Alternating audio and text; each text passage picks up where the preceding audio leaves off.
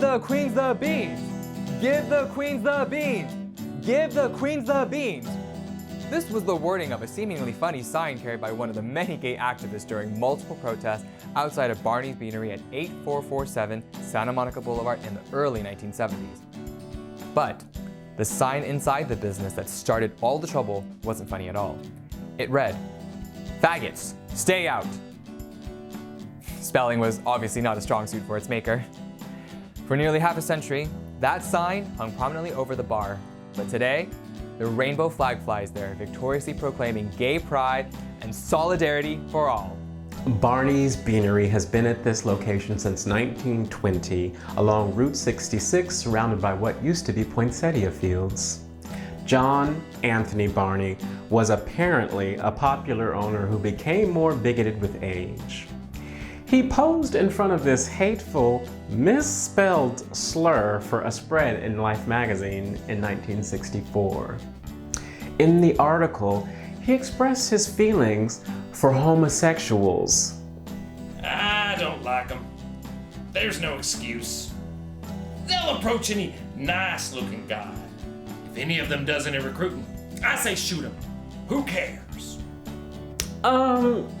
You know the saying, "The lady doth protest too much"? Some gay men frequented Barney's anyway and said the sign didn't matter. But as pride politics gelled, the existence of such a sign became a festering insult. The Gay Liberation Front denounced it fiercely. People would take the sign down, but somehow it'd always find its way right back up again. When West Hollywood became a city in 1984, the City Council passed a landmark anti-discrimination ordinance. Valerie Torigno, the first openly lesbian mayor of an incorporated American city, marched a group of gay activists right into Barney's Beanery, at which point she personally removed that sign. The sign was handed over for good to gay activist and historian Morris Kite, and now resides in the one National Gay and Lesbian Archives at the University of Southern California Libraries. At the corner of Santa Monica and Croft, 8430 Santa Monica Boulevard, was where the studio of the great fashion designer Rudi Gernreich used to be. He was incredibly talented and one of the first designers to ever grace the cover of Time magazine.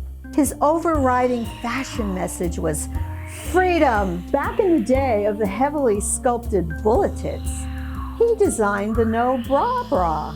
He made it of sheer fabric without underwire or lining of any kind.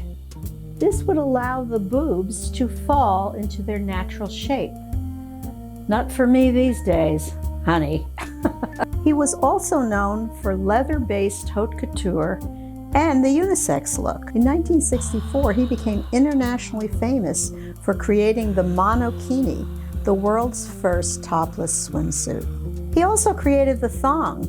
No kidding. He actually patented it. In 1950, he became lovers for a couple of years with renowned gay activist Harry Hay. Harry, what is this? A document that you wrote? With the title The Call, discussing plans for creating a gay rights organization.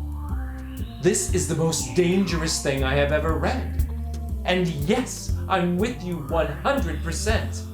Rudi secretly became a founding member and private funder of the Mattachine Society. The Mattachine Society was one of the earliest grassroots gay rights organizations in the US.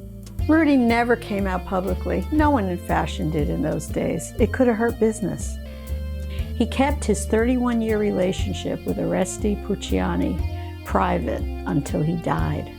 As a gay man in West Hollywood, Rudi could have the same sexual freedom he advocated for women. Rumor has it that on slow days, Rudi would stand outside his studio and pick up hot guys on the boulevard. That's an essential part of queer history that often gets overlooked. Before everyone could come out for life, some daring souls came out 1 hour at a time. And had a little fun while at it.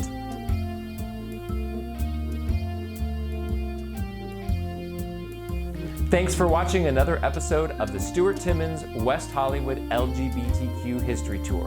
Be sure to catch them all A lot of surprises and fun things are in store.